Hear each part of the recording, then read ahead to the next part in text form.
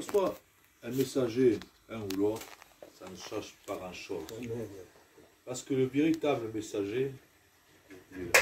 Amen. Peut changer celui qui amène la parole de Dieu, mais l'histoire et les récits sont toujours les mêmes. Peut exprimer différemment la parole de Dieu, mais ça reste toujours la parole du Seigneur. Et là, chacun met un peu du sien pour dire ce que la parole de Dieu nous enseigne, et ensemble nous créons la bénédiction. Et vous savez, dans les temps que nous vivons, il semblerait que l'homme a du mal à trouver la bénédiction. Mon frère a donné une clé, il a parlé de la louange. Quand l'homme loue et qu'il est rempli de sa présence, c'est vrai qu'il est rempli de joie et de louange. Mais nous voyons que tout cela est un combat. Il y en a qui ont cette facilité à louer et il y en a qui ne l'ont pas. Il y en a qui sont capables de courir 20 km et il y en a qui sont capables de courir 500 mètres. Celui qui est capable de courir plusieurs kilomètres, il va être très fort. Mais celui qui n'est pas capable de courir, celui-là va être plus faible. Et nous avons la même manière dans la louange. Nous avons des champions de la louange qui sont capables de passer des heures et des heures dans la louange. Et nous avons des novices qui ont du mal à passer du temps. Alors comment pouvons être bénis? Pour celui qui passe des heures, il semblerait qu'il faudrait faire comme lui. Oui, c'est mieux.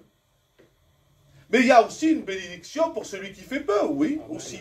Nous allons voir ça ensemble. Ce matin, j'avais préparé quelque chose, mais là, le Seigneur m'emmène ailleurs. Alléluia. On va fermer la Bible. Hop. Vous savez, c'est pas ce qu'on prépare des fois, ce que l'homme prépare, forcément, qui est bon. C'est ce que l'Éternel prépare. Amen, amen. Et vous savez, pour ceux qui courent peu, pour se dire, il faudrait être comme le serviteur. Lui dit qu'il faut louer des heures. Mais moi, je n'ai pas cette capacité. Comment je vais faire pour m'en sortir? Il dit qu'au milieu de la louange, les ténèbres s'en vont, gloire à Dieu. Mais moi, je ne loue pas. Moi, je ne prie pas. Moi, je ne cherche pas Dieu. Je viens simplement écouter les prédicateurs le dimanche. Dans ma vie, Dieu, il est loin. J'ai des problèmes, des difficultés. Je suis malheureux, je suis malheureuse. Tout va mal dans ma vie. J'ai eu beaucoup d'échecs. Mais il semblerait que tout peut aller mieux quand je loue Dieu. Oui, c'est vrai, pour celui qui le vit. Mais pour celui qui est dans cette détresse-là, qui ne réalise pas comment s'en sortir, comment puis-je m'en sortir dans toute cette faiblesse? Et vous savez, mon frère a dit une clé au milieu. Il a dit, je ne compte pas sur mes forces, mais je compte sur lui. Amen. On peut louer beaucoup Dieu et ne pas être béni. Mais qu'est-ce qu'il dit? Oui, parce que je compte sur mes forces. Je me dis, je suis capable de prier plusieurs heures. Alors, automatiquement, je ne compte plus sur lui, mais je compte sur moi. Et quand c'est le moi, même si je cours plusieurs kilomètres, ça n'aura pas d'impact. Pour que ça soit puissant, il faut que ce soit lui. Dans le peu que tu peux faire dans ta vie en ce moment, et après tu feras encore plus. Mais si tu fais peu avec lui, et si tu comptes avec lui, tu seras béni dans ta vie, dans le nom de Jésus. Amen. Le Seigneur veut parler à toute catégorie de personnes. Il n'y a pas que des gens forts, il y a des gens faibles. Il y a des gens qui souffrent et d'autres non. Il y a des gens qui ont eu une vie difficile, qui ont vécu même plusieurs divorces, plusieurs choses dans leur vie, qui ont été même déçus de la vie. Qu'y a-t-il pour ces gens pour les en sortir dans toute cette déception? Je peux leur dire, loue. Je dis, je veux bien louer. Mais pour l'instant, je suis déçu. Qu'est-ce qu'il y a pour me relever? Dis-moi, pasteur, qu'est-ce qu'il y a pour me relever? Qu'est-ce qui peut venir transformer ma vie?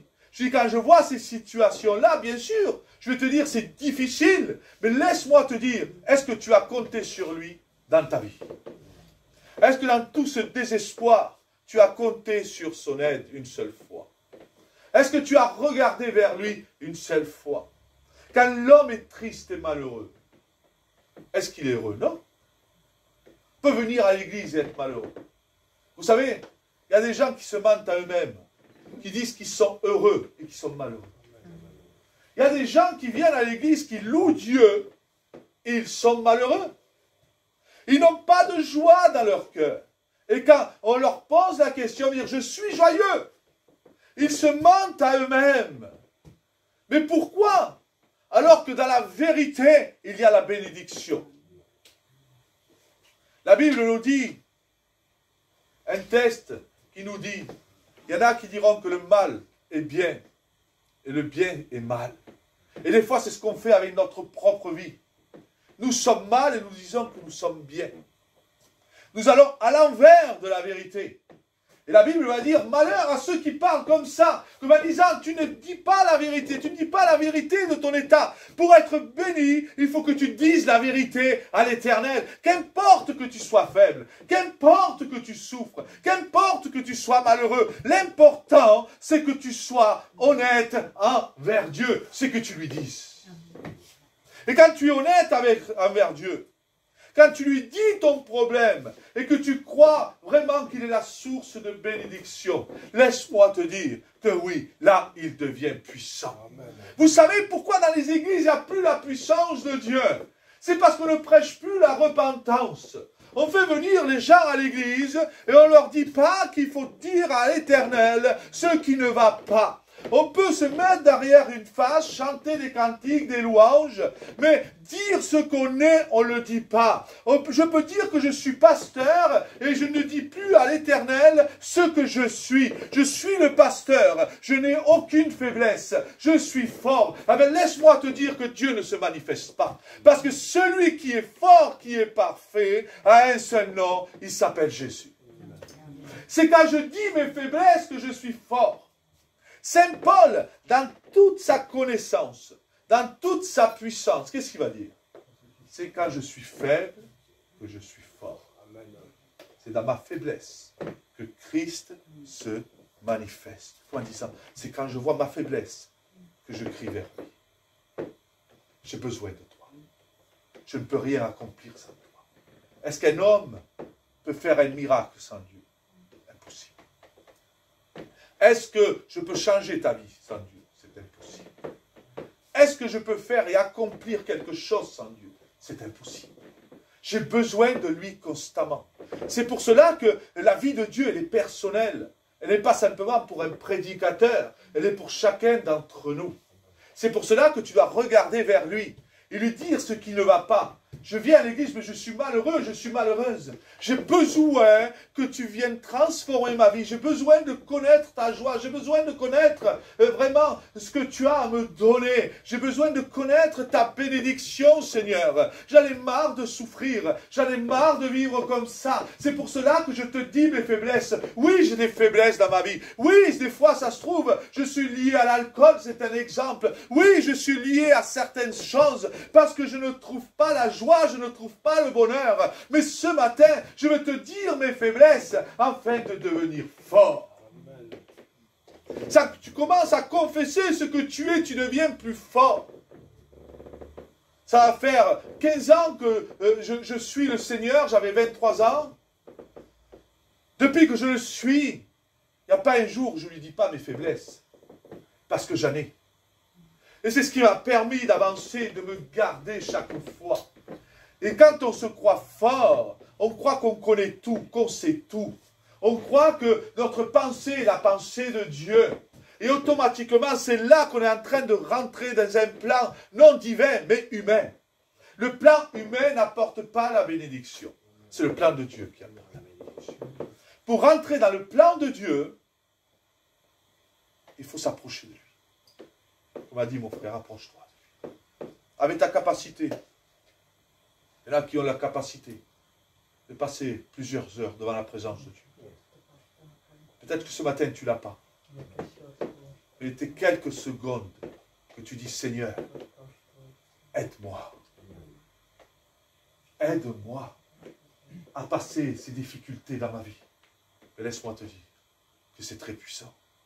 Parce que tu es en train d'invoquer celui qui a tout pouvoir. Tout ce qui est humain n'a aucun pouvoir. On peut passer des heures et rien se passer. Une parole vers lui, tout peut être transformé. Amen. On peut écouter des gens parler des heures et des heures, rien ne se passer. Une parole de lui, ça devient puissant. Un homme, nous parle de la Bible d'un homme qui était malade depuis 38 ans au bord d'une piscine. Il dit que quand l'eau bougeait, qu'un ange bougeait l'eau, les malades étaient guéris. Il devait entendre les témoignages de ceux qui sortaient de l'eau. L'eau a bougé, l'ange a bougé l'eau. Je sors de l'eau, je suis guéri. Et lui, il était là dans son lit, il était malade. Il était couché par terre. Depuis 38 ans qu'il entendait des témoignages de gens qui étaient guéris, qui tombaient dans cette eau-là parce qu'un ange agitait l'eau et qu'ils étaient guéris. Lui, il entendait ces témoignages-là. Mais lui, il était toujours malade. Il était toujours à terre, il ne pouvait pas bouger. Pourtant, il écoutait les bonnes choses. Il écoutait qu'il se passait des choses dans cette piscine-là. Mais il était toujours dans le même état. Parce que lui, il regardait à ce qui se passait à la piscine. Mais il ne regardait pas vers le ciel. Il a passé pendant 38 ans en train d'écouter des miracles qui se passaient dans cette piscine. Il dit que chaque jour, il était là, on l'allongeait, il attendait la guérison. Combien de gens attendent la bénédiction de cette manière-là? Ils écoutent les bénédictions des autres, mais eux, ils sont toujours dans le même état. C'est parce qu'ils regardent toujours au témoignage des autres, mais ils ne regardent pas à celui qui fait le miracle. Ils regardent à ce qui se passe ailleurs, mais ils ne regardent pas à leur vie. C'est pour cela qu'ils sont dans cet état-là. Mais là, un jour passe Jésus. Pourtant, il passe des années. Il écoute les témoignages de ceux qui sortent de la piscine. Mais un mot de Jésus. Il ne se passe pas grand-chose. Il n'est pas dit qu'il était en train de prier depuis plusieurs jours, il attendait juste. Mais ce jour-là, il regarde la bonne personne. Il ne regarde plus l'eau qui s'agite. Beaucoup trop de gens regardent l'eau qui s'agite. Mais ils ne regardent plus à Jésus. Ils regardent ce qui se passe dans les autres églises. Mais ils ne regardent plus à Christ. Ils regardent ce qui se passe dans les foyers des autres. Mais ils ne regardent plus à Jésus. On regarde beaucoup dans le monde l'eau qui s'agite. Et personne ne regarde à Jésus. On vit une époque où on regarde tout ce qui s'agite.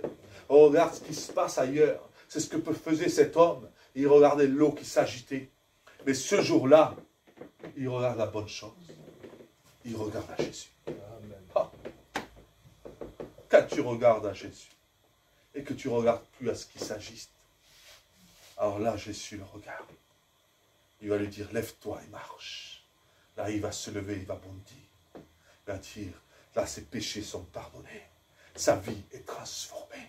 Mais qu'est-ce qui se passe? Il a simplement regardé Jésus. Est-ce qu'il a adoré des heures? Non.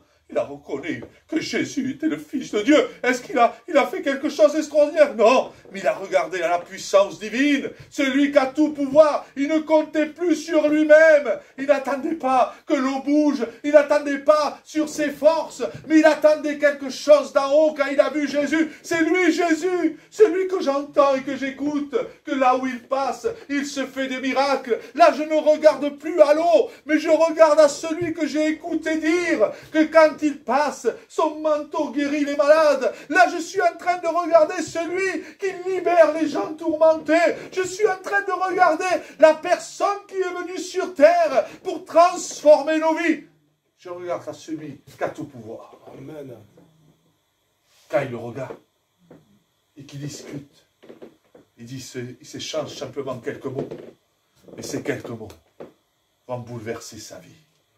38 ans qu'il entendait les autres dire « Un ange m'a guéri, l'eau a bougé, j'étais mal, j'avais de la lèpre, je suis sorti de la piscine, j'étais guéri. » L'autre dit « J'avais des problèmes de tête, j'avais mal à la tête, j'étais dans la piscine, j'ai été guéri. » Et toutes sortes de maladies. Il les a écoutées, mais lui n'obtenait pas la guérison. Il regardait toujours aux autres qui étaient bénis. Mais ce jour-là, il a regardé pour lui. Il a regardé à Jésus. On passe trop de temps à regarder ce qui se passe chez les autres. Mais il faut regarder la nôtre. Que tu sois pasteur, que tu sois chrétien, que tu sois qui tu sois, regarde toujours à ta vie. Parce que tu en as besoin. Amen. On en a tous besoin. Nous vivons tous sur la même terre. Nous vivons tous les mêmes fardeaux, les mêmes difficultés. C'est pas parce que c'est mieux parler qu'un autre qui n'a pas de difficulté. Le langage ne t'enlève pas la difficulté. Ta manière de t'exprimer ne t'enlève pas la difficulté de la vie. Ta manière de paraître devant les gens n'empêche pas ce que tu es. Ce que tu es, tu l'es. Mais toujours, mets-toi devant sa présence. Et dis-lui que dans mes faiblesses, rends-moi fort. Et là, tu vas te lever, tu vas être fort. Ce qui empêche que Dieu se manifeste, c'est qu'on ne s'approche plus de lui. On s'approche de l'eau qui s'agite. Combien de religions, combien d'églises, combien de choses qui se passent. Où est Dieu? À force de regarder l'eau qui s'agite, on est capable de trouver Dieu n'importe où. Même dans un morceau de bois, on est capable de trouver Dieu. On peut trouver Dieu à force de s'agiter dans des choses futiles qui n'apportent pas la vie. Parce qu'on regarde toujours. Mais il n'est pas temps de regarder. Il est temps que tu lèves les yeux vers lui, que tu le contemples et que tu lui expliques ton problème. Que tu lui expliques ta difficulté. Que tu lui expliques ce que tu es. Et que tu dises, oui Seigneur, c'est vrai, j'échoue. Je suis imparfait. Mais toi, viens m'aider dans ma marche chrétienne. Viens m'aider à être fidèle. J'ai besoin de toi. Qui n'a pas besoin de lui? Moi, j'avais besoin. Combien de difficultés on passe de nos jours? C'est compliqué. Ce matin, ce qu'on a besoin, c'est de regarder à Christ. On a besoin.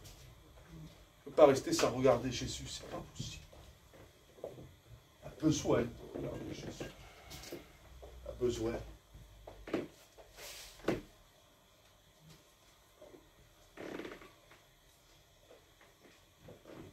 On ne peut pas promettre du mensonge aux gens. Moi, je n'ai pas la clé de la bénédiction. Il est la clé de la bénédiction. Je ne peux pas te dire, oui, je vais prier pour toi et tout va aller mieux. Je vais dire, oui, je vais prier pour toi, mais c'est lui qui bénissait. Si lui n'y est pas dans ma prière, il ne se passe rien. Si lui, il n'y est pas dans ton histoire, il ne se passe rien. Le paralytique, tant qu'il n'y avait pas Jésus, il était paralytique. Il était malade. Il n'y avait pas Jésus. Il y avait un ange, pourtant c'est un ange. Mais quand même, il y a des anges. Je suis toujours malade. Combien de gens on croise dans nos vies qui nous promettent des choses et nous n'obtenons rien? Combien même des médecins vous garantissent la guérison et tu ne l'as pas? Pourtant, il semblerait que c'est un ange, il semblerait qu'il y a une puissance, mais il n'y en a pas. C'est lui qui a toute la puissance. Il s'appelle Jésus. Et il faut s'approcher simplement avec lui. La vie avec le Seigneur, c'est quoi? C'est te lever le matin dans ta faiblesse. Et si des fois tu n'arrives pas à ouvrir ta bouche, dire Seigneur, je n'y arrive pas, mais je mets ma vie entre tes mains. Pendant quelques matins, ça sera comme ça. Mais laisse-moi te dire que dans ta faiblesse, tu vas devenir fort. Il arrivera un moment où tu vas le louer en plein gosier. Parce que ce n'est plus toi qui va tenir debout, mais c'est lui qui va te tenir debout. Et quand c'est lui qui te tient, alors tout devient possible dans le nom de Jésus. Rien n'est impossible pour celui qui repose à l'ombre de l'Éternel. Celui qui repose auprès de lui obtient toutes ses faveurs. Mais celui qui regarde à l'eau qui s'agite, même s'il est croyant, même s'il croit en Dieu, comme il ne regarde pas envers lui, et qui regarde à l'eau qui s'agite, alors sa vie est toujours pareille. Ce qui va te porter la bénédiction, que tu sois heureux, heureuse, c'est que tu lui dises dans le peu que tu as, tu dis Seigneur, je te donne ma vie. Seigneur, aide-moi. Aide-moi à être heureux. Aide-moi à être heureuse dans mon foyer. Aide-moi à être béni. Seigneur, aide-moi, car je veux être heureuse. Je veux être heureux. Je veux être avec toi. Je veux marcher avec toi. Je veux que tu me tiennes debout dans la louange, dans l'adoration, dans ta puissance, dans ta gloire. Je ne veux plus regarder à ce qui s'agite autour de moi. Je ne veux plus regarder à ce qui se passe dans l'autre église. Je ne veux plus regarder ce qui se passe là-bas. Mais je veux regarder à ma vie. Parce que de regarder ailleurs, ça ne bénit pas. Ce qui te bénit, c'est de regarder à lui. Cet homme regardait trop l'ange qui bougeait l'eau. Ça le rendait malheureux. Pourquoi cet ange guérit les autres et pas moi? À force de regarder ailleurs, on se fait du mal. Pourquoi il va bénir cet homme et pas à moi? Pourquoi il va faire ça et pas à moi? Parce qu'on regarde toujours à ce qui se passe ailleurs. Mais regarde à toi. Si tu regardes à toi, dans ton besoin, et que tu regardes vers lui, le reste tu ne le vois pas. Tu vois que pour ta vie, d'abord la bénédiction, elle passe par nous. Et après on bénit les autres. C'est impossible que si tu es malade et tu veux guérir quelqu'un d'autre qui a la même maladie que toi, ça va être très difficile. D'abord soigne-toi et après tu soigneras l'autre. D'abord on doit se soigner nous-mêmes pour aller soigner les autres. Il semblerait qu'on veut soigner tout le monde, mais on ne veut pas se soigner nous-mêmes. Et c'est ce qui se passe dans la société de nos jours. On veut faire la morale aux autres, mais on ne fait pas ce que je dis. Nous sommes en train de faire comme le texte dit dans Ésaïe 5, 20. Nous appellerons le mal bien et le bien mal. Parce qu'en vérité, nous faisons tout le contraire de ce que nous sommes. Je te dis de ne pas faire ça et je le fais. Nous sommes en train de nous mentir à nous-mêmes. Mais il vaut mieux faire peu et que ce soit vrai. Amen. Parce que dans le peu véritable, il est puissant. Amen. Ça ne sert à rien de faire beaucoup. Puis en vérité, on ne le fait pas. Ça ne sert à rien de dire 1000 mots. Si dans les 1000 mots, on ne fait pas ce qu'on dit. Il vaut mieux dire un mot et faire ce qu'on a dit. C'est plus puissant. Pardonnez-moi de l'expression. Jésus ne faisait pas de grands discours des fois. Hein. Et Jean le Baptiste, vous croyez qu'il faisait un grand discours? Approchez-vous, repentez-vous, le royaume des cieux est proche. Oh, quelle prédication, qu'est-ce qu'elle était longue. 30 secondes, venez, repentez-vous. Il est baptisé. Il ne faisait pas de grandes choses. C'était quelques mots. Et ces quelques mots venaient d'en haut. C'était du vrai. C'était peu, mais c'était vrai. C'était peu, mais c'était puissant. De nos jours, on veut faire beaucoup. Mais il n'y a pas la puissance de Dieu.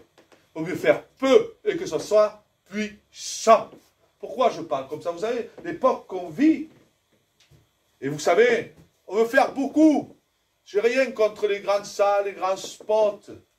Je n'ai rien contre beaucoup de lumière. Mais je préfère moins de lumière et que Dieu se manifeste. Je préfère moins de micros, mais qu'il y ait des guérisons. Je préfère une salle sans beauté, sans éclat, mais qu'il se passe des choses. Amen. De nos jours, on veut la belle salle, on veut le beau micro, on veut le beau chanteur, on veut beaucoup d'émotions, mais on ne s'occupe pas de notre âme. Il n'y a pas cette puissance de Dieu qui passe. Où sont les captifs libérés? Où sont les paralytiques qui marchent? Nous voulons beaucoup de bien-être. Mais est-ce que le bien-être d'un moment va bénir ta vie? Non. Nous voulons beaucoup de mots qui nous flattent, qui nous font du bien. Mais est-ce que réellement ça va te faire du bien? Est-ce que ça va changer ta vie? Non. Ce qui va changer ta vie, c'est que tu sois auprès de lui. Amen. Et vous savez, je mets toujours cet exemple. On a beau avoir une grande famille, j'ai plusieurs frères. Ben, le jour que je vais mourir, ils ne seront pas avec moi, vous savez. Les sports, les lumières, les moments de bien-être, les moments où on se fait du bien les uns les autres, on fait tout pour créer une atmosphère. Ah ben cela ne m'apportera pas la bénédiction à ce moment-là. Ce qui va me porter la bénédiction au moment de la mort, frères et sœurs, c'est que je regarderai vers le ciel. Oh, peut-être je ne me sentirai pas parfait. Je le regarderai et j'espère que je ne me sentirai pas parfait, parce qu'à sa rencontre, nul n'est parfait.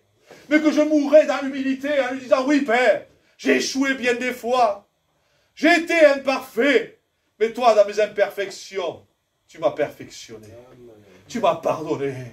Tu m'as lavé. Et je regarderai vers lui, et non vers les hommes, et non par des choses qui se font sur la terre, mais je regarderai vers celui qui me tient dans ses mains. Et c'est comme ça qu'on doit marcher avec Dieu. C'est regarder à lui. Et là, la bénédiction, elle vient.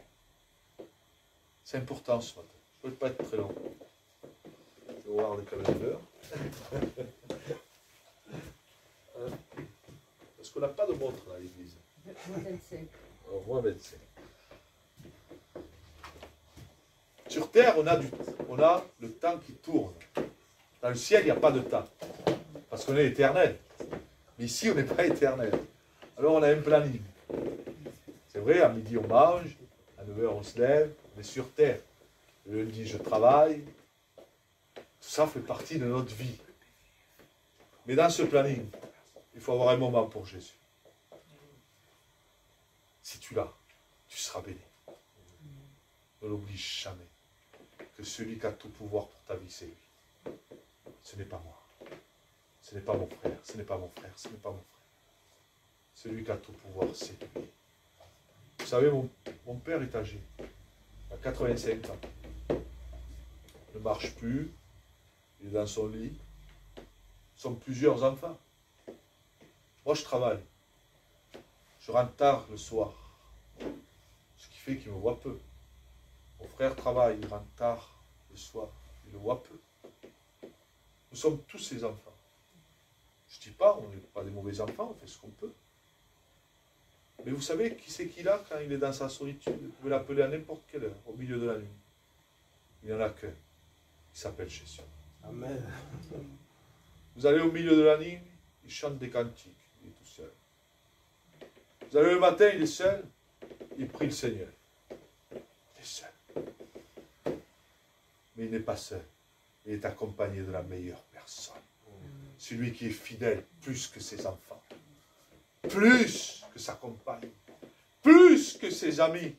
Il s'appelle Jésus, le Fils de Dieu.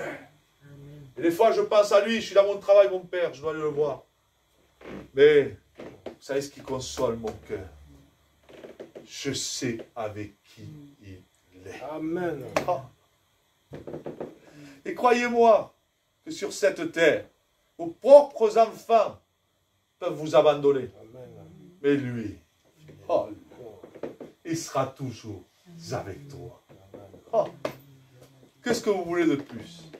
Des spots, des lumières, des choses extraordinaires ou une manifestation divine dans vous? Amen. Oh, je veux la manifestation divine.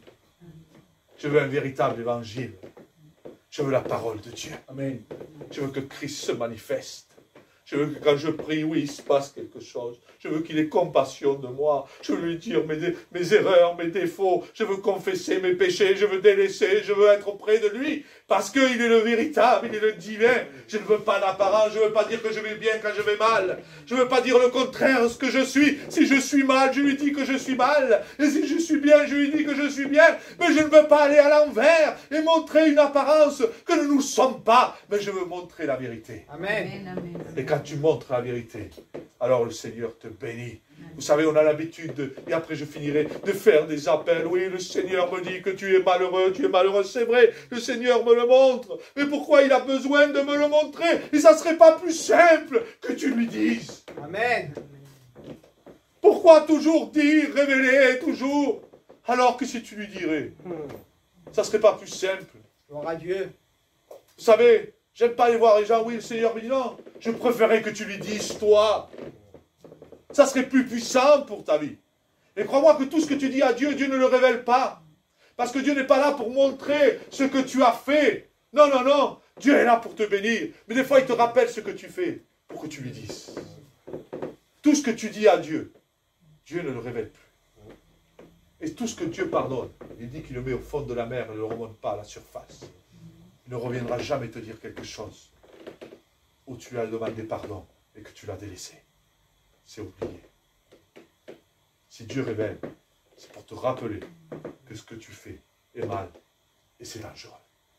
Comme en disant, c'est quand que tu vas me le dire, afin que tu puisses le délaisser. Tout est là. Le Seigneur fait tout pour nous bénir. Mais pas plus loin ce matin. On ferme nos yeux. On va prier le Seigneur. Merci pour ta grâce ce matin, Seigneur.